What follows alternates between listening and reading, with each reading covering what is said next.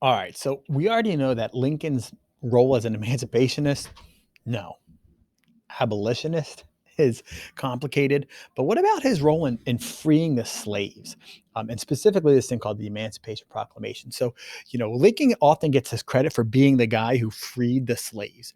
And what we want to know is, did he really free all the slaves? So by the end of this video, you're going to be able to tell me, what do you think? Like, was he the guy? How much credit does he deserve for freeing the slaves? Because that's an important question. So before we start, I think it's important to think about the conception, what people usually think of Abraham Lincoln. And take a look at this cartoon over here on the left. And I want to show you a couple things here, right? Let's get rid of my drawing tools here. If you look over here on the left, we have a couple things here. We have this guy, we have this guy, we have that. What do you think the cartoonist, take a second, pause it. What do you think the cartoonist is trying to tell you about Lincoln?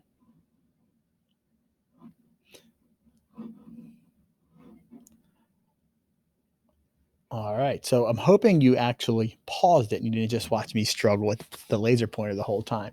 And you can kind of think about, there's Lincoln, right? There's Abraham Lincoln. He is the man swinging that axe. And we have this guy up in the tree. And the guy up in the tree, you might not be sure who it is, but if you look, there's a whip to the our left, his right there.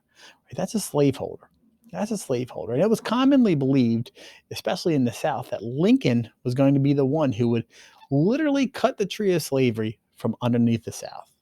He would free the slaves and destroy their way of life. So, did he do that? Was he the one who freed the slaves? Yeah, kind of, through this thing called the Emancipation Proclamation. And it's kind of complicated.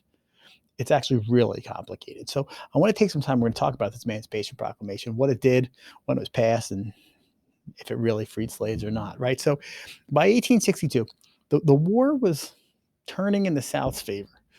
You've seen this already, that most of the major battles were going in the way of the South. Lincoln was in need of a major victory. And he had already been kicking around this idea of emancipating or freeing some slaves. And we'll talk about this, right? Well, you see here in the top, this is the Battle of Antietam Creek in Sharpsburg, Maryland. And this is the first time that Lincoln's Union Army can kind of claim a victory. It's really technically a draw, but the South leaves the battlefield first. So the Union can say, hey, we won. And as a result, Lincoln issues this initial Emancipation Proclamation. And what this does is it changes the goal of the war, right? The Emancipation Proclamation said that any slaves living in states still in rebellion would henceforth and forevermore be free, right? So if you look, any state that remained loyal to the Union, Maryland, Delaware, West Virginia, Kentucky, Missouri, these states are slave owning states who didn't leave the Union or were under Union control. Those slaves weren't free. But slaves in Texas, Arkansas, the Deep South, all those Confederate states, those slaves would henceforth and forevermore be free. Think about this. Does it really free a slave? Is it saying like, oh man, Lincoln, you got us. We're going to listen to you? No, not really. But what it does is it changes the goal of the war, right? And as a result, when we have the Union Army progressing, making its way across the southern states throughout the end of the war, slaves start to literally free themselves.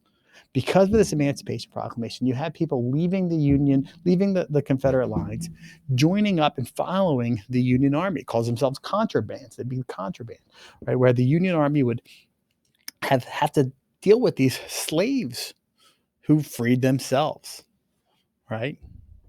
So, what role does Lincoln play? Did he really free those slaves? Well, yes and no. Like everything, it's complicated, right? Lincoln does issue this Emancipation Proclamation, which changes the goal of the war. Now the war becomes a goal to end slavery. No, nobody can question that, right? As a result, any slaves still working in the South, any slaves still living in the South will become free as the Union Army becomes a conquering army. As they go across the South, right? As you'll see later on, Ulysses S. Grant and William Tecumseh Sherman, as they make their way across the South and conquer different armies and lands, the slaves will then become free. So who deserves the credit? Was it Lincoln? Was it the slaves themselves? Was it the Union Army? Yeah, It was all of the above.